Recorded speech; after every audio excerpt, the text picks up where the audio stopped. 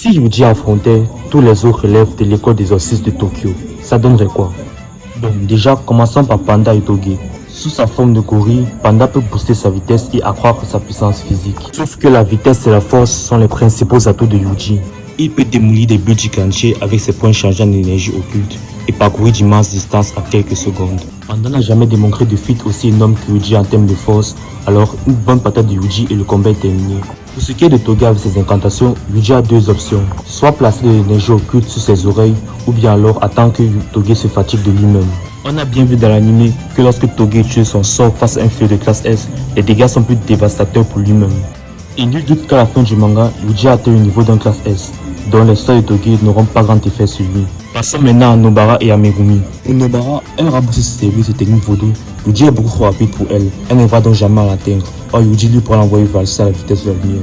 Face à Megumi qui possède la technique des 10 ombres, une extension du territoire, bien que incomplète, le combat sera un peu plus serré. Je tiens à préciser qu'ici je ne prendrai pas en compte Makora. Face à la nouvelle puissance de Yuji, aucun des Shikigami de Megumi ne fera le poids contre lui. Megumi lui-même a reconnu la force brute de Yuji et ne se lancera jamais dans un combat au contre lui. Pour finir, il peut désormais se servir du rayon noir à volonté. Megumi ne parviendra jamais à tanker ne serait-ce qu'un seul de ses coups de poing. Avant de continuer, si tu es fan de manga et d'anime, n'hésite pas à t'abonner, on n'a pas tous les jours. Finissons avec les 3 élèves les plus redoutables de l'école.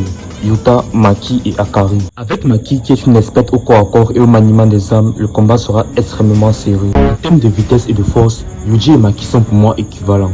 L'avantage qu'a Yuji, c'est qu'à la fin du manga, il maîtrise le sort d'inversion, donc il pourra se régénérer de ses blessures concrètement à Maki. Et en plus de sa force et de sa vitesse, il peut compter sur la manipulation du sang et les slash de Sukuna qu'il a appris. Or Maki, elle n'a que sa force et sa vitesse. Quant à Akari qui peut littéralement devenir immortel durant 4 minutes et a une énorme quantité d'énergie occulte, je pense qu'ici, la solution est que Yuji étende son territoire avant qu'Akari n'atteigne le jackpot. L'autre duel de territoire, c'est le territoire le plus abouti qui finit toujours par l'emporter. Donc, si le territoire de Yuji l'emporte celui d'Akari, Akari ne pourra pas atteindre son jackpot et là il ne deviendra pas immortel. Et sans ça, je pense que Yuji pourra le vaincre. Finissons maintenant avec le GOAT Yuta Okkotsu. Dans les normes d'un combat au corps à corps, Yuji est supérieur à Yuta. Sauf que Yuta se bat toujours avec Rika, qui est le deuxième le plus puissant de l'œuvre. Et là, ça se complique un peu pour Yuji. Avec son extension du territoire, Yuta peut avoir accès à tous les sorts qu'il a copiés durant toute sa vie, soit plus d'une centaine. Pour ce qui est du territoire de Yuji, on en sait trop plus sur ses véritables effets. Sans compter que Yuta peut carrément le one-shot avec son canon Pure Love. D'autant plus que Yuta reste un maître dans le sort des versions, il est le personnage qui possède la plus grosse quantité d'énergie occulte de tout le manga. Pour moi, ça finit donc avec une victoire de Yuta Okkotsu.